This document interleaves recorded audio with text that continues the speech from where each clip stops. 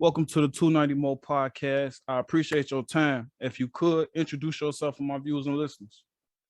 Kareem Bennett, better known as one third of the group, Living Proof Music.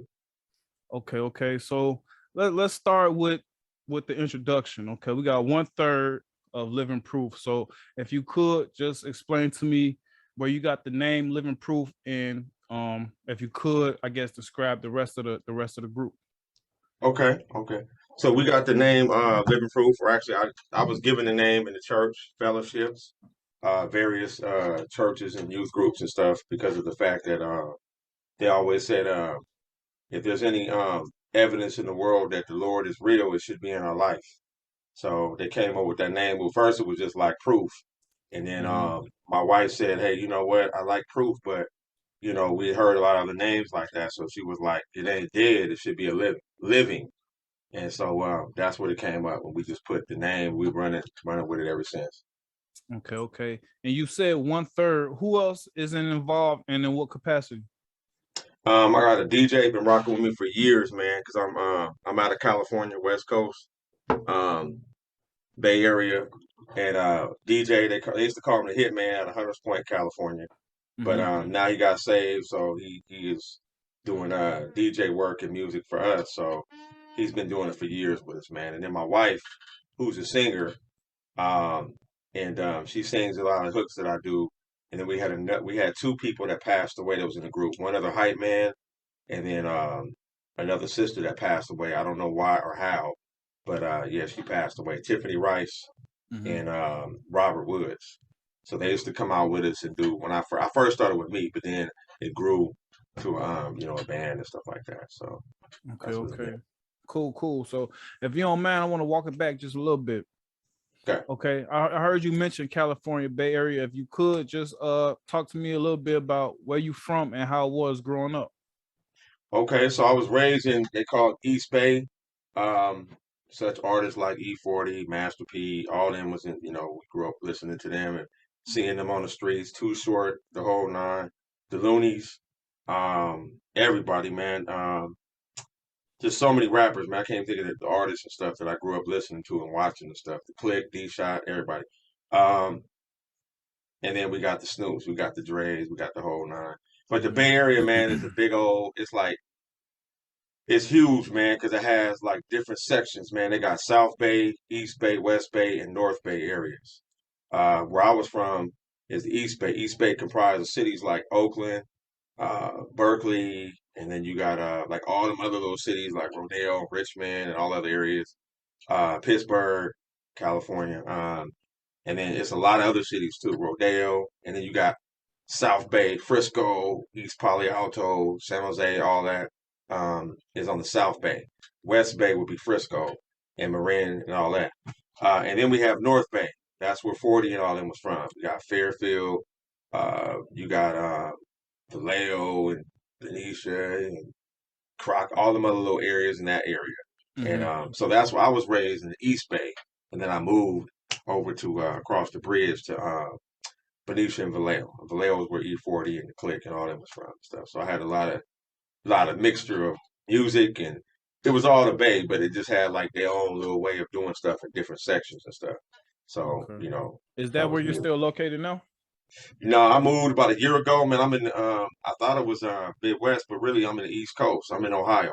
So Okay. we bought a house in Pickerington, Ohio, which is right about 15 minutes outside of Columbus. Yeah, that's one of them states too that I thought would have been in like the Midwest time zone. But okay. So you mentioned E40 and just various rappers from the Bay. When you started your music career, was it always religious, or did you start off as a mainstream, want to be a mainstream recording artist, and then you found your faith? How did your faith become a part of the music? Okay, so my cousin was a big time producer. Um, and he flew me out to Texas. I got a lot of family in Texas too. I went out there, did a couple of songs under the name Big California. Mm-hmm. Swift and them, a lot of the rappers with some Death Row Records was up there. So all these rappers, I'm sitting up there kicking it with them, chopping up with them and all that. And then they liked what I had. Um, it wasn't really that I couldn't do it or I wasn't gonna do it. I was selling records and doing what I'm doing, the grind and setting up my own stuff as an independent artist when I got back to California. The biggest thing that I saw where my faith came in was that the Lord kind of dealt with me on a level of it's so many people put out negativity, and I was Mm-hmm. around all them dudes. Death Row was all Bloods and Crips and Blood. I didn't really see a lot of Crips, but I saw a lot of Bloods hanging out studio, and it was cool. I'm a regular dude. I've seen that in being from California, but the problem is everything they talked about. I noticed this too, is that nothing was positive, and Mm-hmm. I noticed that after a while, I wasn't positive either. I was in a different space. But when I came back, my wife was like, "Well, if you can't even let your kids listen to what you hear, what you putting out, friends and family, because I couldn't let my mom and them listen to what I was putting out. It Right. just wasn't the one. It wasn't that one. You know what I'm saying? But she told me, she said, "Well, if you ain't gonna let them listen to it, then why are you doing it?" And that stuck to me. That hit me hard because I didn't expect her to say that to me. So that Mm-hmm. kind of like threw me off. And I had never heard no gospel rap before. I didn't have Mm-hmm. nobody to be like, "Oh, I want to listen to this artist or listen to that artist," or have at least somebody to give me, an example. So I Right. really didn't know. There's probably a lot of artists out there like that too. Probably haven't heard a lot of gospel rap or Mm-hmm. uh, religious hip hop or whatever. You know what I'm saying? So that's why they stuck doing what they're doing. Maybe they don't want to do what they always been doing, but they just don't know how to transition. Right. So that was like me, you know. Okay. So let's talk about your transition a little bit from the mainstream to the gospel rap.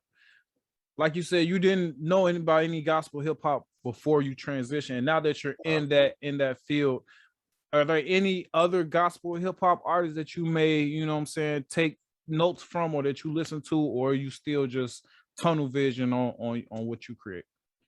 now I got my own little media stuff too, so I help a lot of artists, singers and rappers and stuff. But I mean, they got a space. I don't know if you ever heard of it, but it's kind of a subculture within gospel rap or the music industry. It's small, but it's growing, and they call it CHH. CHH is what they call Christian hip hop, Mm-hmm. and it was supposed to be. It went from holy hip hop to gospel rap to positive rap to reality rap now to CHH, and then I guess they're probably gonna go back to something else. I don't know, Mm-hmm. but a lot of the artists that I was listening to and that I really liked was like Cross Movement, which Lecrae came out of that little movement, The Truth, all of them, which are still I don't know if they're still doing it, but a lot of the guys I was listening to in the Bay Area, it really wasn't a whole lot, but Mm-hmm. they were still moving units and stuff because I was watching them on the streets, and I'd be like, man, how y'all doing that?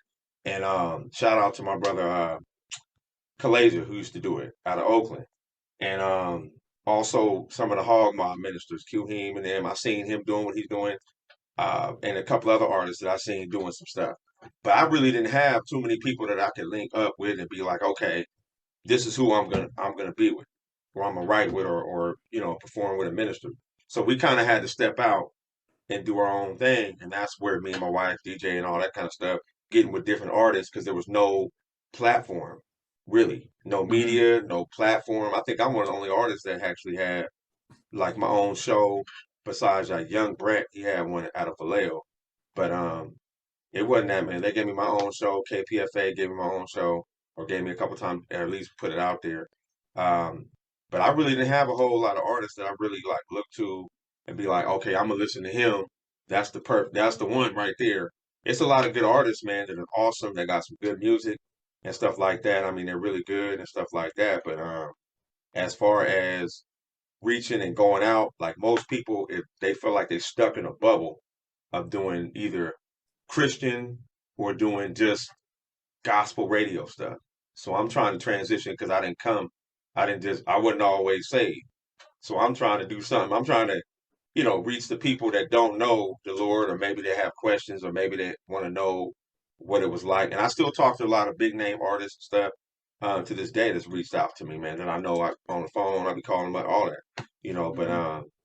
it's just been that's one of the things that I've noticed, you know what I'm saying. So I really don't have like the Lord is really he's my shepherd, he's my everything. That's who I really look to make authentic music. And I listen music, good music is good music. hey man, if it's a good song, it's a good song, whether it's secular or whether it's a gospel rap or whatever. It's just good music. But I noticed within our space of CHH, we sometimes we um we lack sort of the media outlet to get the music out there. That's why I didn't know anybody. So Mm-hmm. that's why I decided to start doing media for that genre of music, you know what I'm saying? So they could get a chance to be heard sometimes too, rather than just trying to, you know what I'm saying? Maybe they don't know a person like you. They don't know your radio, they don't know your platform. Right. So they don't know how to get on there and you know what I'm saying? So I appreciate that, you know, looking with No problem. No problem. It's all love, man. But let me ask you this. Um, so I've heard of Christian hip hop before. I don't know if you're familiar with BBJ, but he was Yeah, that's my boy. yeah, That's what I was yeah. talking about. One of my boys, yeah. Yeah. So I've heard, but he's the only one I heard of. Somebody I grew up. My mother was in the church for a little while, and she was trying to, you know what I'm saying, find anything to keep me interested in the church, you know what I'm Mm-hmm. saying. And she brought me Mm-hmm. a BBJ CD, and to this day, if I can remember to search them up on YouTube, I throw on some Universal Concussion. But with that Okay. being said, let me ask you this: why is it that we don't see Christian hip hop artists really use, is the music considered secular, you know what I'm saying, like the beat, you know what I'm saying? Because I always notice like it might be a talented dude, but it like for the most part you guys have your own music. Like I never like just for like just get on a like a top 10 beat, but as a Christian hip-hop artist, is that something that you ever consider, and why don't we see that really too much in the community? You know what it is that that's a good point too, man. Good question. We don't see in the CHH world. It's like no people don't even know what that is unless I break it down. My mother-in-law called me up and said, "I seen you post something on there, son," and I was like, "I didn't know what CHH was," and I had to really break that down to her. And I said, "Oh man, we got these names and code names and stuff." So I decided the Lord put on my heart was that through the media that we do is that I want to start because I could be aggressive with my faith in my music. Mm-hmm. Anybody that knows how I am, that's what I do. I like to do that. But a lot of artists, they will emulate what they see, the top 10 artists, and that's who they try to become. If they see like, you know, whoever the top 10, if it's Kodak, like whatever, if he Mm-hmm. coming out with a song, they're gonna try to be similar. If it's Cardi B and it's a sister trying to emulate that, then they'll emulate and try to be like that. Instead of taking some, okay, I like the style, but let me take something and make it different and put it in this brand. So someone that doesn't know the Lord could come in and be like, okay, I see what you I see what's going on because I the thing is with me is I try to be creative enough with my music and try to I take a lot of time praying and asking the Lord what can I do to make sure that people that don't know what CHH or which gospel rap is, you know what I'm saying, Mm-hmm. and All we don't right. try to judge nobody, All right. but that's just like and that's the reason why a lot of artists don't do interviews with people who are not really like if it's not mainstream, it's just strictly CHH podcast show. A lot of people don't do it, but I'm getting Mm-hmm. out of that because Right. I feel like we need to reach the people that don't go to church, that ain't Exactly. thinking about going to church, that don't care about the streets, don't care about. I mean, they from the streets, they from the prison, all the stuff that we went through.